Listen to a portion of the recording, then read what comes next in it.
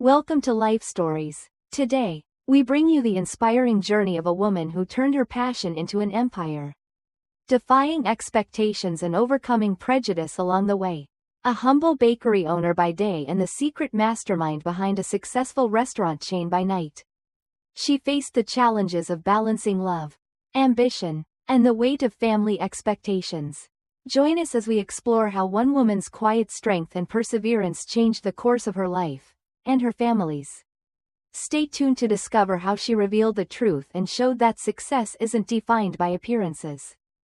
Don't forget to like, comment, and subscribe to the channel to start today's story.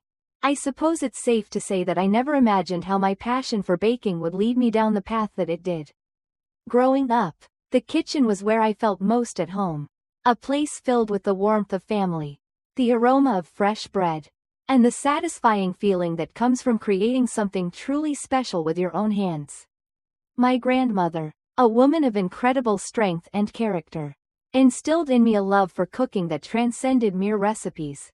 To her, food wasn't just about ingredients, it was about connection, tradition, and heart. But as much as I loved the quiet rhythm of baking, I also knew that life didn't always align with dreams.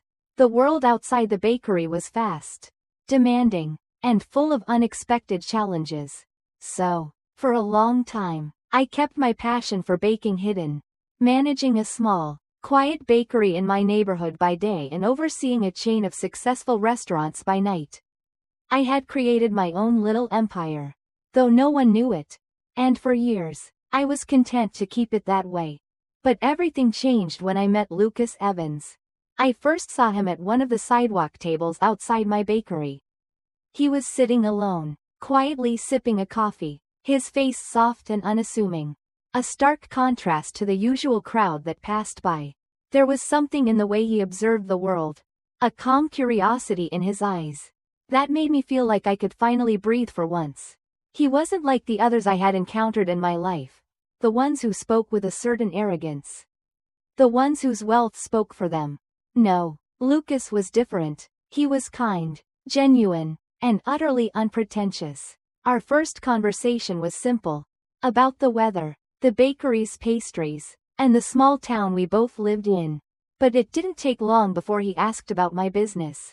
Most people would have simply smiled and nodded when I told them I owned the bakery.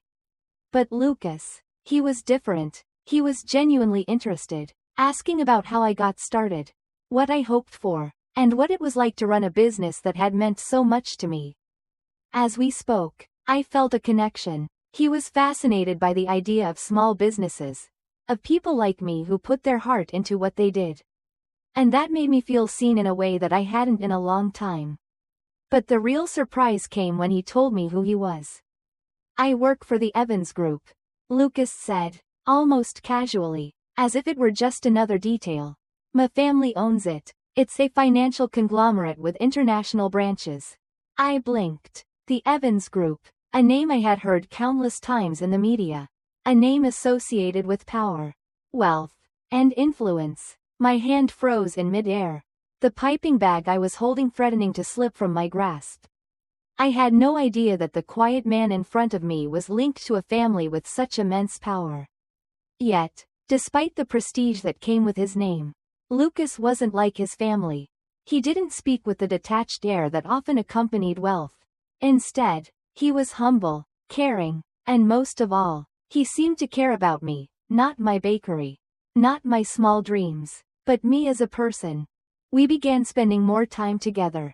What started as casual conversations turned into something deeper, something meaningful. We'd walk through the park after work, talking about everything from food to philosophy, from dreams to failures. He was patient, understanding, and above all, he didn't look at me with the same judgment that I'd grown accustomed to from those in his social circle. There was no sense of superiority, no veiled criticisms masked as polite comments. With him, I felt like I was allowed to be myself, unapologetically so. But what Lucas didn't know, what no one knew, was that the bakery wasn't my only business. 10 years earlier, with a small loan and my grandmother's recipes, I'd started my own chain of restaurants. Bella Cucina, as I called it, was more than just a place to eat. it was a sanctuary of authenticity. A place where every dish told a story. Where every bite was infused with love and tradition. Over the years, it had grown into a chain of 30 locations across the country. I had built it quietly, letting the food speak for itself. Choosing quality over fame, letting the family recipes I held so dearly be the foundation for everything. I ran it through a holding company, keeping my name out of the press and focusing solely on creating something that mattered. I wanted to build a legacy, not for recognition, but for the simple joy of knowing that I had done something worthwhile. But that was a secret I wasn't ready to share with Lucas. At least not yet. The truth was, I hadn't shared it with anyone. I had kept my two worlds separate, the bakery and the restaurant chain, hoping that I could maintain this quiet balance. It was easier that way. After all, no one had ever looked at me as more than the bakery owner. And in some ways, that was okay. At least the pressure to live up to anyone else's expectations wasn't there. But then, things started to change. I started to fall in love with Lucas. And with love came a different kind of vulnerability. I found myself more willing to open up, to let him see the parts of me that I had kept hidden. But I was also afraid. Afraid that if he knew the truth about my other business, he would see me differently, just like everyone else always had. The wealthy, elite, and powerful world of his family was nothing like mine, and I wasn't sure I was ready to face the judgment that came with it. I had no idea how wrong I was about everything until that one Thanksgiving dinner, when my carefully constructed life would finally come crashing down. But that story, well, that's for later. For now, I'll just say that in those first few months, I had no idea how much I was about to learn about myself, my love, and the strength it would take to face the truth. And most importantly, about how our greatest weaknesses could sometimes become the strongest parts of our story. It was a crisp autumn evening when everything began to unravel. Thanksgiving dinner at the Evans family home had always been a grand affair. A display of wealth and sophistication. One that I had attended for the first time just a year ago. The mansion, perched atop a hill with panoramic views of the city below, was always filled with laughter, fine wines, and the clinking of crystal glasses. It was a world I was still adjusting to. A world where I felt out of place with my worn apron and the scent of flour that always lingered on my skin. But tonight, I had a different kind of unease. It wasn't just the overwhelming grandeur of the home or the perfectly manicured lawns. It was the growing realization that I could no longer keep my secrets hidden. The truth about my business, about Bella Cucina and everything I had worked for, was beginning to gnaw at me. I could feel the weight of the lies, the false modesty I had wrapped myself in to fit into this world that wasn't mine. As I walked into the dining room that night, I was greeted with the usual air of condescension from Lucas's family. His mother, Margaret, was the first to speak, her voice syrupy sweet but dripping with disdain. "Oh, darling," she said, swirling her wine glass, "I'm sure now that you're married to Lucas, you'll give up that little bakery of yours. It's hardly suitable for someone in our position, don't you think?" Her words stung more than I cared to admit. I had grown used to her subtle barbs over the past year. But this time, something in me shifted. I had spent 3 years keeping my two worlds separate, quietly building my empire, watching from the sidelines as they dismissed my passion as nothing more than a quaint hobby. But that night, I was tired of hiding. I was tired of pretending to be small, to fit into a mold that wasn't mine. My heart pounded in my chest as I forced a smile and nodded, all the while planning what I would do next. "You know, darling," Margaret continued, "what you're doing is fine. But it's hardly a business. Real businesses require sophistication, connections, and capital, things that come with proper breeding and education. I'm sure you'll understand, once you've been in the real business world for a little while longer." I felt Lucas tense beside me, his hand finding mine under the table. But I squeezed it softly. His family's words didn't hurt him as much as they hurt me. He had seen the work I had done, the sacrifices I had made. But the truth was, I wasn't sure if I could keep hiding who I was from him, or from his family, any longer. As the evening wore on, The jabs became more pointed. Margaret's tone grew sharper, and even his father, Thomas, chimed in, nodding in agreement. The restaurant business is complex, Grace, he said, a slight sneer on his lips. It requires sophistication, connections, capital, the kind of things you won't find in a small bakery. I could feel my cheeks burn with a mixture of anger and frustration. How could they be so blind? They didn't know the blood, sweat, and tears I had poured into Bella Cucina. They didn't understand that success isn't about fancy dinners or designer clothes. It's about passion, authenticity, and the courage to build something from nothing. But I remained calm, even as their words stung like 1,000 needles. I had learned long ago that silence could be more powerful than confrontation. Still, as they continued to belittle my work, something inside me began to break. And then, when Margaret suggested that my bakery should be left behind, that it was time for me to join the real business world, I had had enough. Well, I said softly, my voice steady, why don't we talk about real business tomorrow? The table fell silent. Lucas looked at me, his brow furrowing with confusion. But I wasn't finished yet. I had spent 3 years enduring their criticisms, their subtle judgments, and their mockery. It was time for them to learn who I really was. I stood up from the table, my heart pounding, and sent a quick text. Let's talk business tomorrow. Brunch at Bella Cucina's private owner's dining room. I could feel the tension in the room rise, a sense of disbelief rippling through the family as I gathered my things and walked toward the door. Behind me, I could hear Margaret protesting, her voice laced with shock and anger. You can't just reserve the owner's room at Bella Cucina, she shouted. But I was already gone, leaving behind a family that still didn't understand the full extent of who I was, or what I had built. As I stepped outside, I caught Lucas's eye. A small smile tugged at his lips. One that I had seen before. One that said everything I needed to know. He had known the truth for months now. And he had been waiting for this moment just as much as I had. Tomorrow, they would learn the truth. Tomorrow, they would see that success isn't about appearances, pedigree, or wealth. It's about hard work, vision, and the willingness to stand up for what you believe in, even when no one else believes in you. And as I drove away from the mansion, I couldn't help but feel a sense of excitement bubbling inside me. The time had come to finally reveal who I was, and nothing, not even the Evans family's doubts, was going to stop me. The next morning, I arrived at Bella Cucina's flagship location, the place that had become the heart of my success. The early hours were always peaceful, the kitchen coming to life as the staff prepped for the day. It was a calm that I had grown to love. A moment of stillness before the rush of orders and customers would fill the air. But today, that stillness felt different. There was an electricity in the air, a sense of anticipation that made my pulse race. I walked through the kitchen. The familiar sound of knives chopping, pans clanging, and the soft hum of the ovens warming up.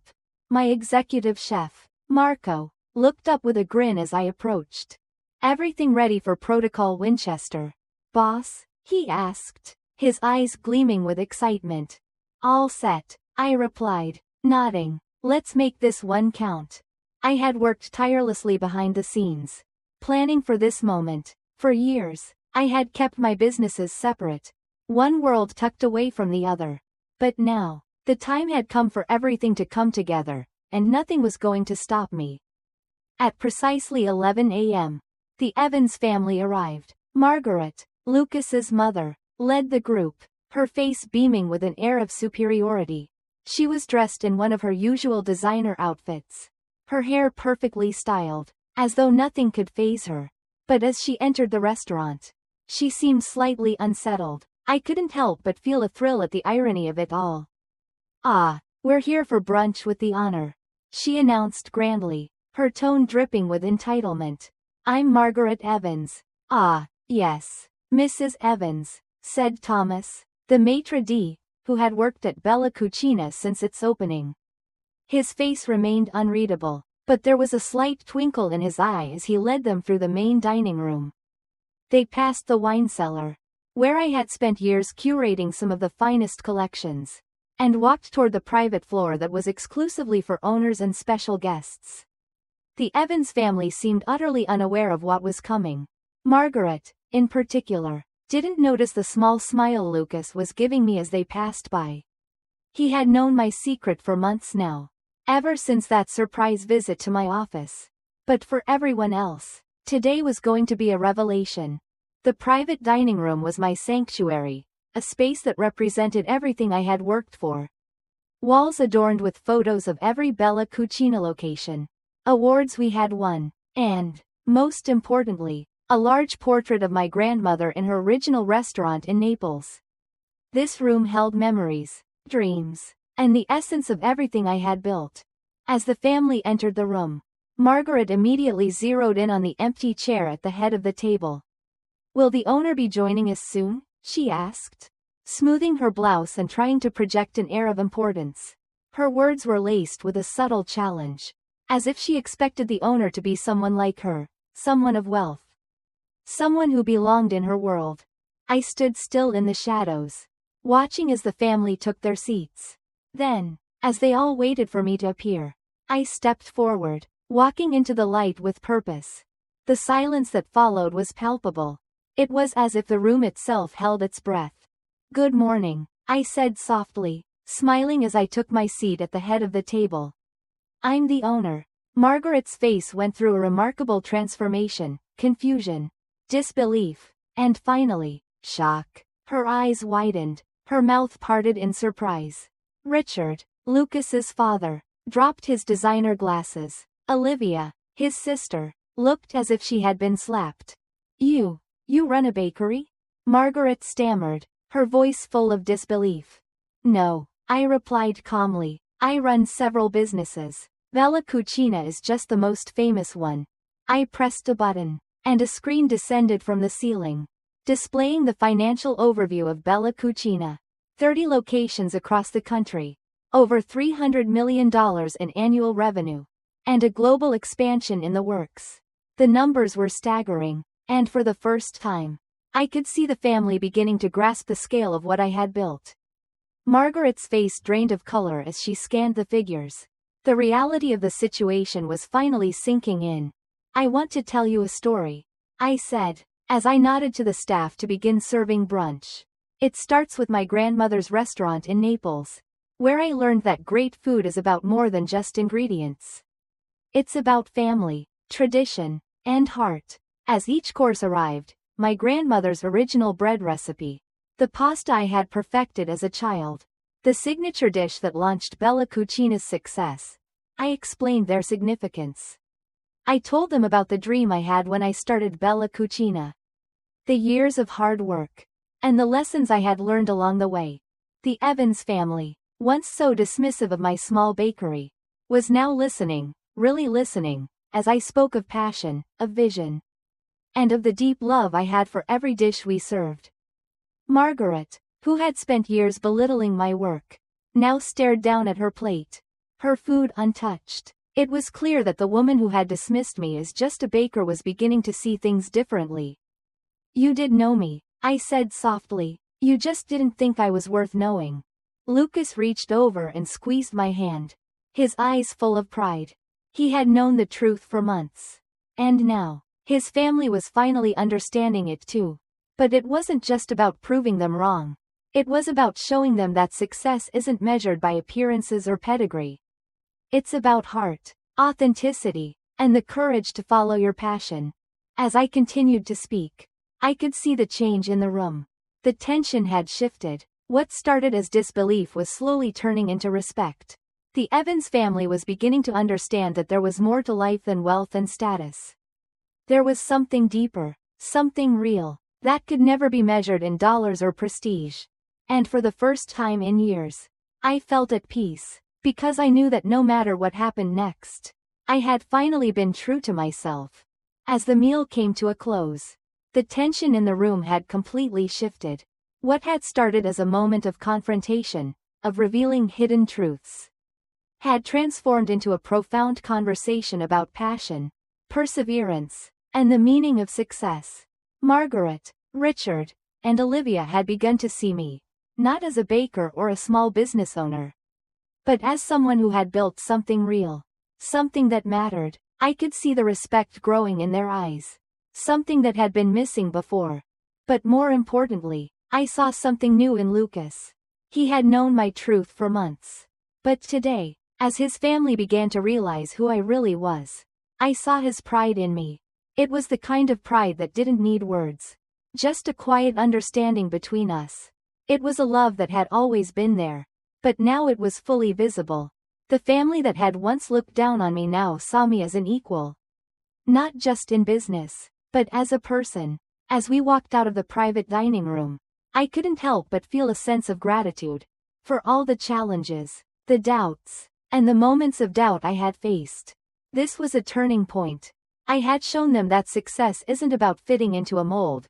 It's about staying true to what matters most. And sometimes, the greatest victory isn't in proving people wrong, but in giving them a chance to change and grow. If you enjoyed this story, don't forget to like, comment, and subscribe to the channel to stay updated with new life stories. Thank you for following along.